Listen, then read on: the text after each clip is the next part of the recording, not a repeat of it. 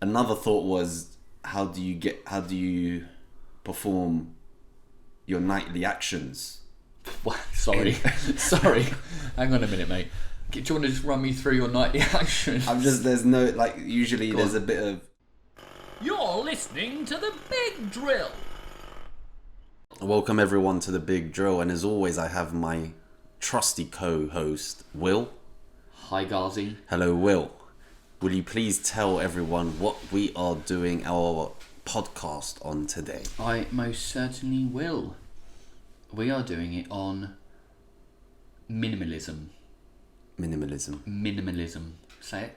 Minimalism. Say it again. Minimalism. Well done, mate. Are you trying to catch me out? Congratulations. I've got this. It took you about 10 times before we started. No, I've always been able to say it. Don't say that. You struggled a minute ago. For the people wondering, explain to them what it is. Okay, so I watched a documentary called The Minimalists, which was about... It was called Minimalism, by the way.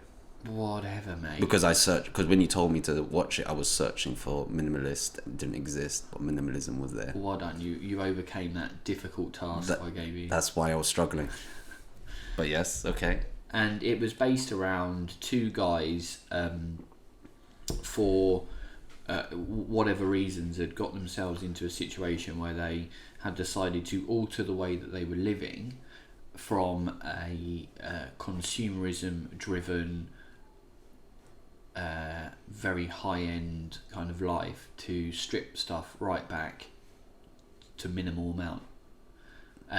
What was necessary, what was needed, a kind of like decluttering, if you will.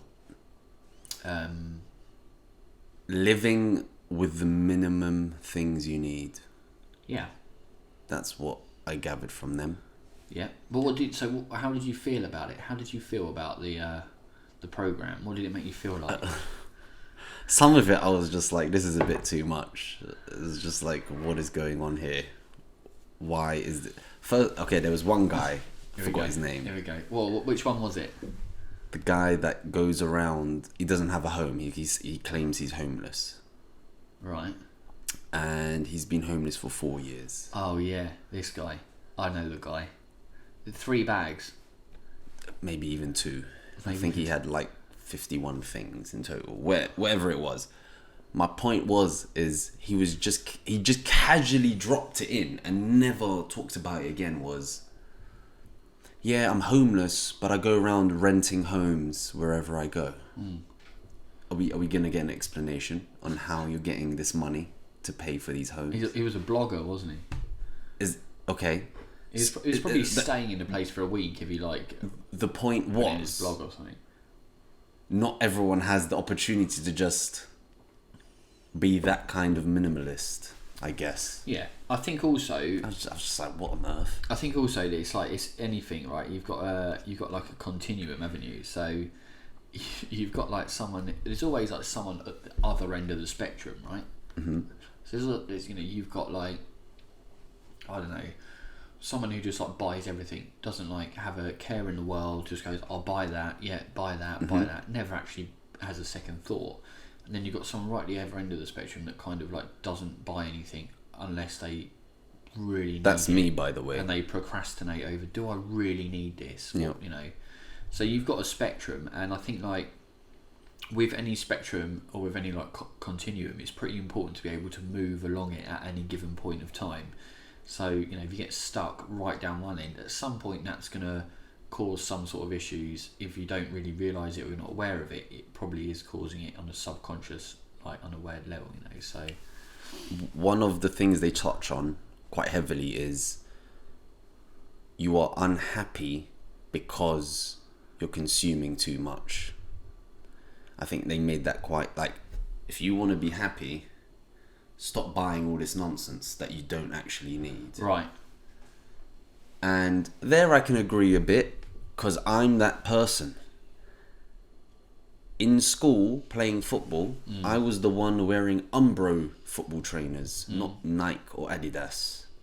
I went for that cheap set of football trainers, and I didn't care. No. couldn't care less. What's wrong with Umbro? Well, you know, in school it's like, you can't afford Nike, and you know how school. To be honest, it's not just in school. It's in adult life as well, where you're wearing the same clothes twice. How dare you?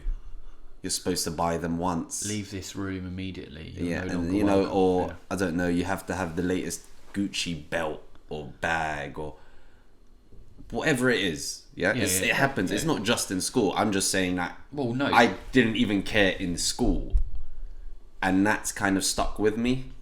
Not maybe I am a bit stingy. I don't know, but tight. I don't want to part with your hair. I just never was that type of person to go, I'm gonna buy that because I'm gonna impress other people. So this is the way that I kind of like have a little bit of an opinion on it. It's almost like when you don't necessarily buy things because you're unhappy. I don't think that's the case at all. I think that you buy things because I think that this is the message I got from them. You buy things because you have a misconceived perception of what that item is going to bring to your life. So you've got a misunderstood value perception of it, right? Well, I was thinking you're buying it because it's going to deliver you happiness. Well, it might deliver you happiness. Yeah. I'm going to get this. I'm going to impress people. They're going to compliment me on it. So it's going to make me feel good. There's always two ways. So there's the internal way and the external way. Okay. So the internal way, you could be buying something because you think it's going to make you happy, or your perceived value of that particular item is going to have an internal effect on you. Okay. So that's an internal way in which it's going to kind of like fulfill a perceived wish, motivation, or outcome you want it to. Then the external way is like, I'm going to buy this because this person, this group, or the status it's going to give me if I have this particular item, gadget, the newest iPhone, the newest set of Nike trainers, car, the next size up house, live down this particular road, yada yada yada. It's going to basically give me a better and a more solid foundation with people looking at me, thinking about who I am. I think that it's definitely something for me that those two things, and it's okay if you want to like get something and it's a bit like extravagant sometimes and it actually has value. One of my clients earlier, actually, she said to me, so would you say you're a minimalist? And I'm like, I wouldn't say I'm a minimalist, no. But if I look in the storage cupboard, I've got like a set of skis and my ski stuff, a set of half decent golf clubs that were new a couple of like last year. I started with a hand-me-down pair which was like 10 years old, and I played for a year with that, and then I was like, I need a new pair of clubs. To the point where the club heads were breaking off, so I was like, I definitely need it. So it was a conscientious need, and it's brought value to my life. The skis bring value to my life. So does going and playing golf. And I've also bought a little Ableton Push DJ thing, like a MIDI player, which I use, and those three things are kind of like sitting there. Now they take up space or whatever, but they bring value to my life. In the program, one thing that really stuck out was that they're not saying, get rid of your book collection, get rid of your DVD collection. You're not saying get rid of it and like have nothing in your house. What they're saying is think about the value and the perceived value versus the actual value you get from something, whether that be consuming something or whether it be through just having and holding something that's taking up space in your life, in your clutter in your house or your flat or whatever. And they say, the books, you like the feel, the smell of the books. Books do smell, apparently. Of course. Like the leather bound books, you like lending them out to people. They read them, they bring them back. You sit down, you have a coffee, you discuss the book. It brings value to you. Then keep your book collection because it's important that you do that. Yeah. So I think the main thing is this kind of like this misconceived perception of like, yeah, if I buy that, it's gonna either make me look like the dog's bollocks, or it's gonna make me feel awesome. The difference is, are you buying it to impress other people? That is the biggest question you must ask yourself when you are purchasing something that you don't need, but you want. So you want to play golf, therefore you want to buy a golf club. Yeah. Are you buying that golf club to impress other people? Or are you buying that golf club so you can enjoy golf? Yeah. That's The value. There's the question you've got to ask yourself. Yeah. So when someone comes up to me, well, they don't ask me, but I want to buy this Gucci bag for £2,000 or whatever brand. I don't even know their brands. What's the brands? I believe Gucci sell bags. Fine. Mulberry.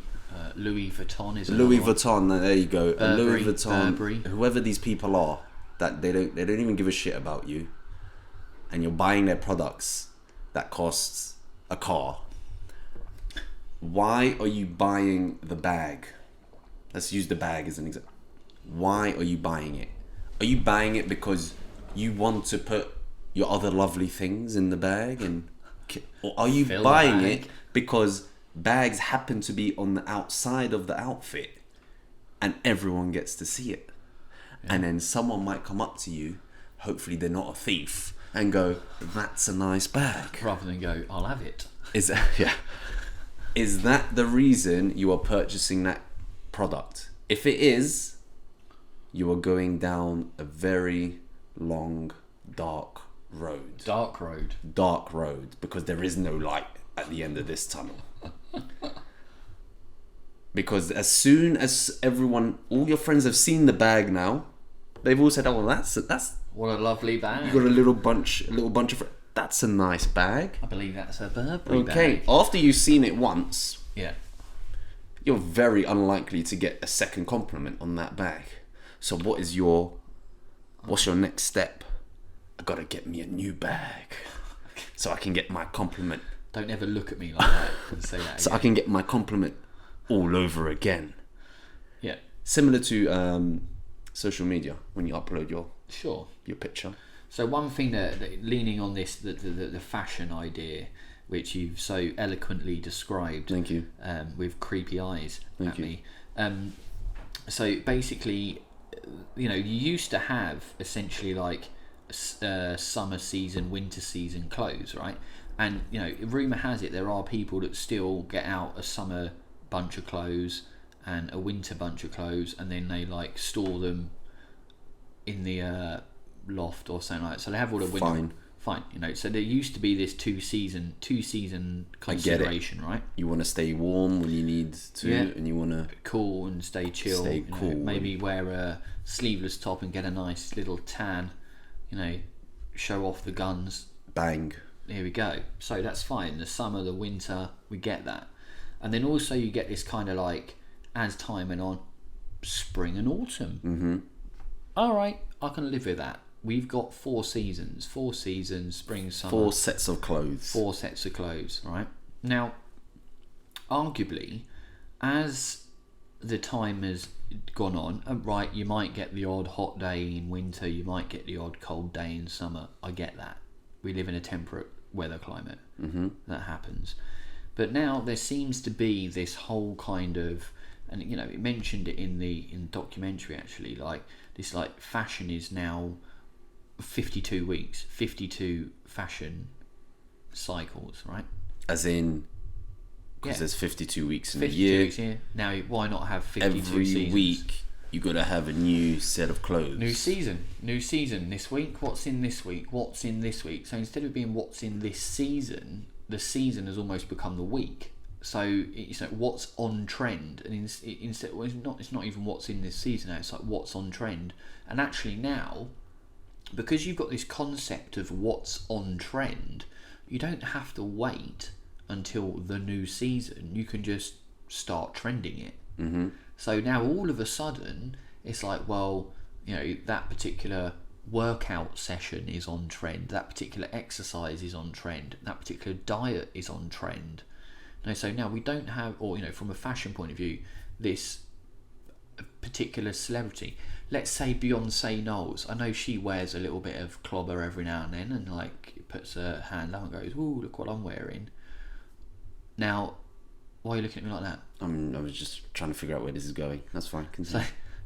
So now all you got to do is get a celebrity, pull them in, put some clothes on them. Yep. Now it's on trend. You got yourself a new little season, Yep. a new little cycle, and I think that this is, for me, like the biggest problem with like consumerism, or like not being able to live a balanced or even a minimalistic life if you choose to, of more about necessity, is that the conscious decision making of any individual around consuming has been removed, or is at least being eradicated. We consume without conscience, without awareness, without reflection, without really asking the question, do we need this? We're just told, Yeah. this is what you need to do, this is what you need to do. We don't think for ourselves. Honestly, I think there would be no money in fashion if everyone was like me.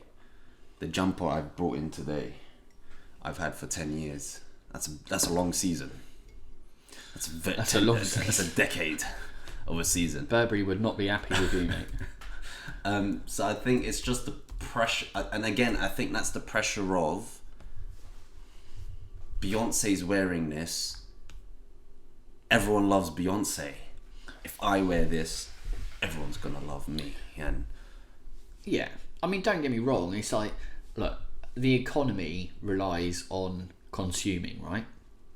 okay. If you don't buy shit, okay, and then you don't support this particular shop that's selling it, the person that's in the shop doesn't get a job. Therefore, that person doesn't. So you need the economy is a cyclic animal, right? It needs purchasing, selling, and saving, and all of it. Is it worth it at the expense of people's mental health or happiness? No, but that's where the balance is, right? That's where it's getting worse, isn't it? Yeah, but you can't not have consuming. We consume. Fine. We consume food, we consume drink, we consume things. Yep. And to my point earlier, the value you get from consuming food is to live, is to be able to do shit. That's pretty valuable. Well, so I'm going to say that's up there. So that part of consumption is pretty damn important. But then the overconsumption of food is where the the scales quite literally start to tip in the wrong direction. I see what you did there. Yeah, I like the way I word it in. The scales tip in the wrong direction. So you go from normal consumption, good consumption for a purpose to do X, Y, and Z, to overconsumption for no real reason, for no real conscious thought. Now, if you temporary enjoyment, sure. I mean, going out socialising, having a meal with friends, etc. Of course, there's value to doing that. Mm-hmm. But the overconsumption of sitting in, ordering takeouts 4 nights a week, it is good though. Is overconsumption. It does taste good though.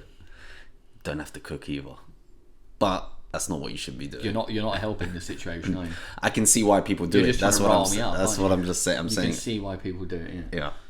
But in that sense, it's that tipping over the scales of consumption into it being. And you can reflect exactly that same analogy with consumption of gadgets, with consumption of clothes, with consumption of like houses, for example. Okay, so let's say, for example, you're in a situation where you're going to have a family. You need to buy a bigger house. You buy a bigger house, but like, at what point does it become unnecessary?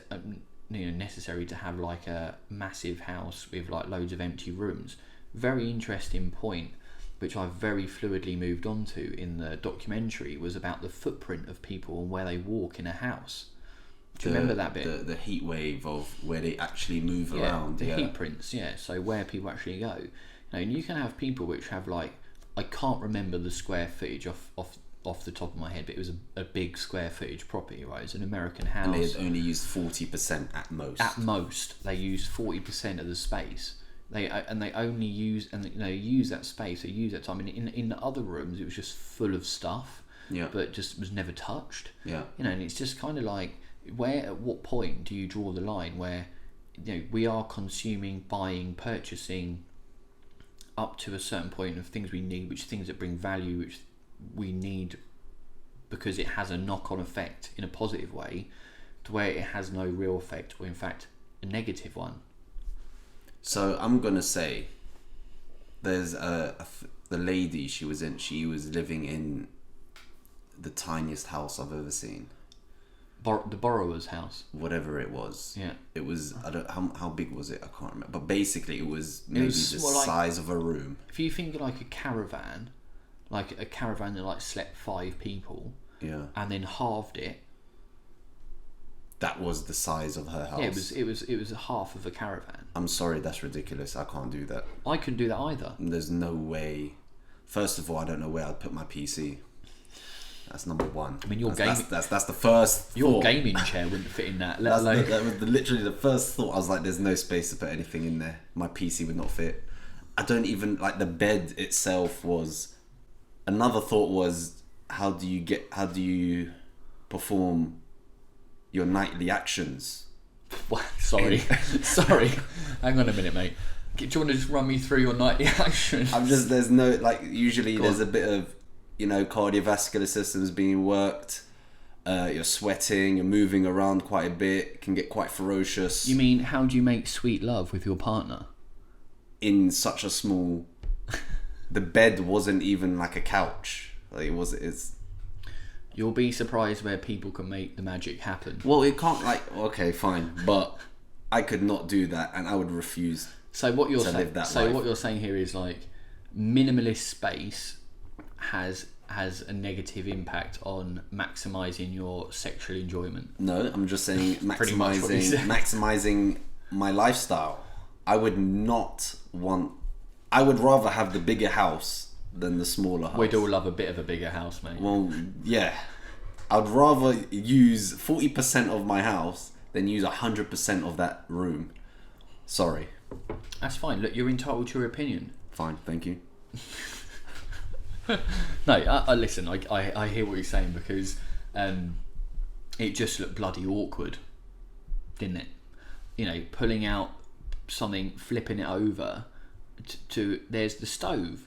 I was like, I don't think that's a safe place to have a stove. I don't think how do you bring your friends round? You don't. It's not very nice, is it? You have a minimalist amount of friends. Oh, is that how it works? Minimalist. I'm assuming so. Choose your friends wisely. Yeah. I only have space for 4. You start making other friends redundant. Yeah. Okay, fine. Well, maybe that is. I mean, that is in a sense, if you're taking it to another branch of minimalism, why have 1,500 friends on Facebook when you don't even know they are? Yeah, I mean, that's excessive, isn't it? We're talking about like 10 friends here. Why don't you just have like? No. It's hard to keep up with 10 friends, let alone 1,500. But yeah, I think like there are logistical issues based around minimalism. Another thing they had was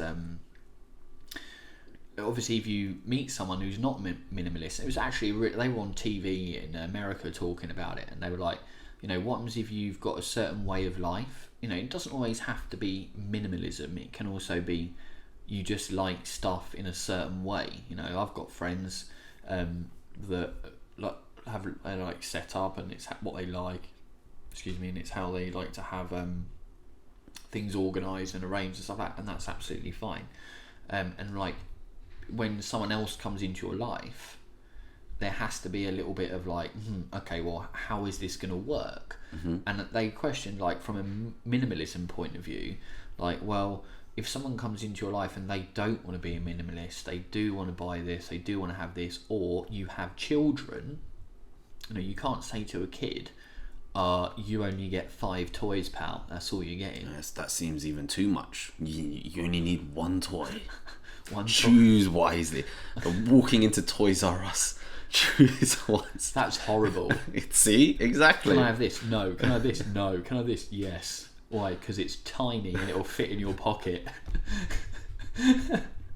I mean, like, yeah. So there has to be some movement along the continuum of, well, in this given situation, it's appropriate for this, or it's appropriate for a bending of the rules, a kind of realignment of like the value of being a minimalist. And I think they got that across quite well. Like, one of the guys I think was recently engaged, and he was engaged to a girl that wasn't a minimalist. So there was obviously this kind of like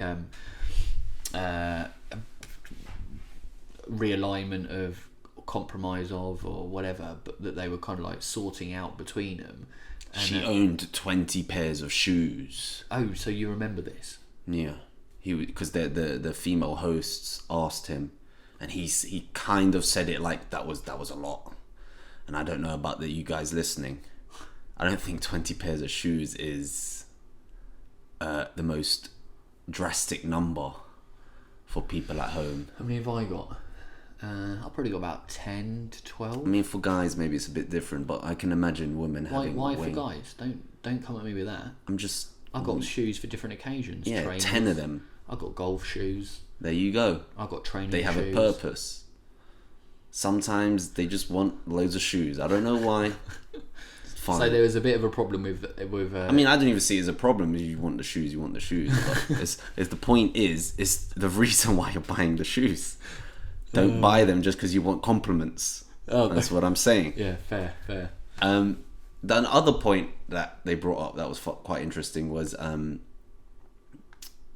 he mentioned at the beginning he wasted his 20s climbing the corporate ladder or whatever it was, working and right, and he left that. And that's when he started to also feel happy. And there was another guy in there who had spent his 20s as well. And he finally got the promotion he wanted. Yeah, it was his mate. No, it was a different guy. Oh, right, It doesn't matter. Finally got the promotion he wanted, walked back to his office, and he said he started weeping. Oh, yeah, I do remember. In the finance Yeah, world, he started weeping because... Yeah, he did. He felt trapped. He said he got this promotion. He felt like now he'd reached a point where he had everything he wanted. He could go out and buy whatever he wanted. Mm-hmm. He could go wherever he wanted. He could take this trip, take that trip. He could, as long as he was doing his job. But yeah, and he said that he just felt like he'd signed his soul over, and he had he was never going to be out of the grips of that corner office in whatever city it was in the US. So he decided to leave it. And that slightly resonated with me. So when I first finished uni, I studied computer science, and then I got a job at HTC, the phone company. I'm aware of HTC, yeah. And I was a territory sales manager for West London. A territorial sales manager? Yes. I looked after West London. And I had to go around all these stores.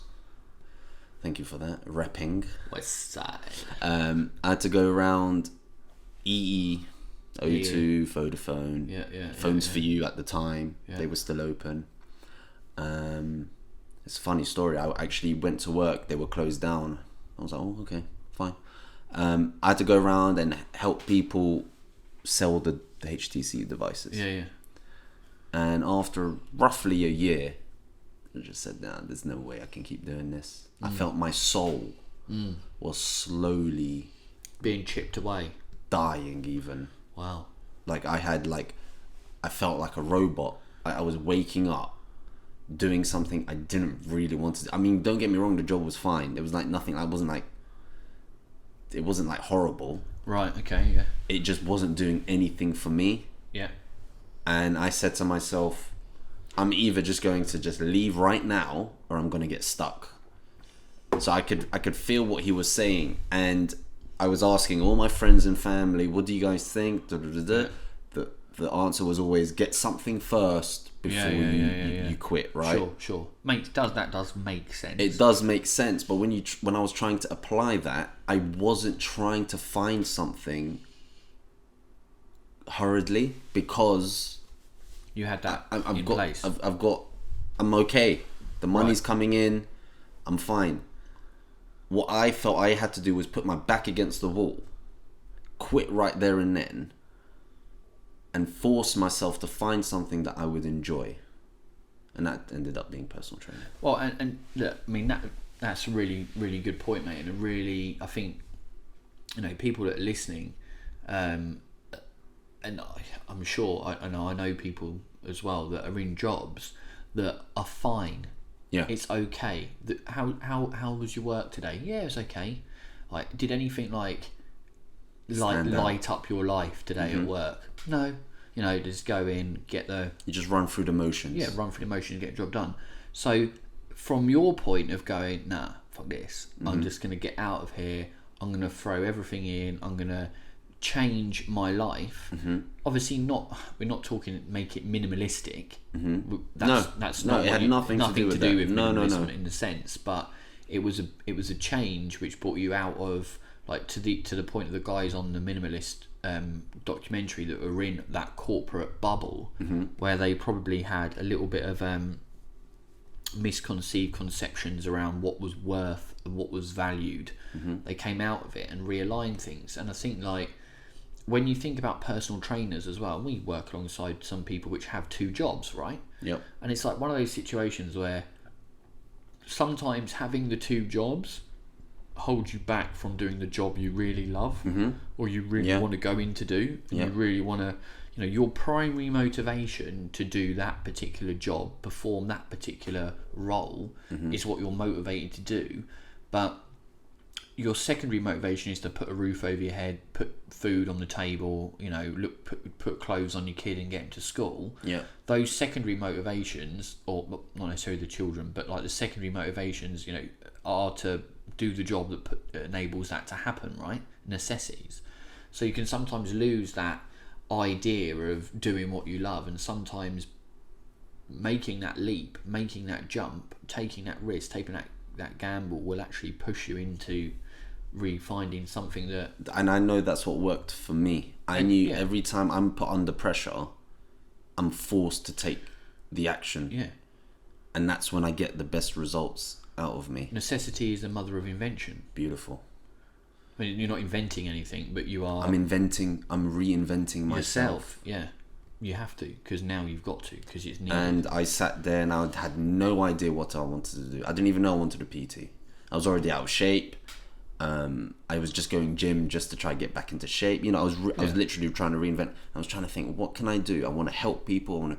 And eventually, it got me to PT. And that's definitely an interesting take on a situation which I think is mirrored in very many different people's lives. About like taking a risk and putting yourself under pressure does work for some people really well. Yeah.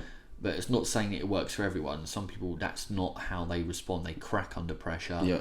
Too much of demands placed upon them. Their resources are taken too thinly. Yeah. And they struggle. So I'm not saying that, and I'm sure you're not saying that that's what you've got to do. No. It's just like a good story to kind of like give an insight into what could be a possibility of something. Yeah, I think if people are out there and they're in a job that is okay. If you describe your job as okay, it's probably not a good sign, and you probably don't want to be there for the rest of your life. 40 years. Or whatever it is. It's a long time. Long time.